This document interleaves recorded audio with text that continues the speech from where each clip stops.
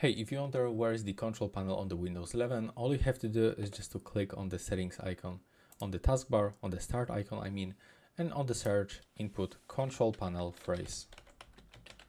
Now as you can see, you can find it right here. And what you can do is actually to click on it with the right mouse button, and we can actually click to pin to taskbar.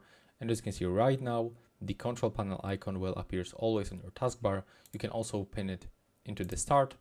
So when you go back into the main page, when we open it one more time, the control panel will be visible when we scroll down with the scroll. It's just right here. You can also move it by clicking, holding, and then dragging. I just create the folder, but when we open it, that's actually the control panel. We can change the view so we can get the category, large icons, or for example, the small icons. And that's how it looks right now. Please subscribe to my channel and see you in the next one.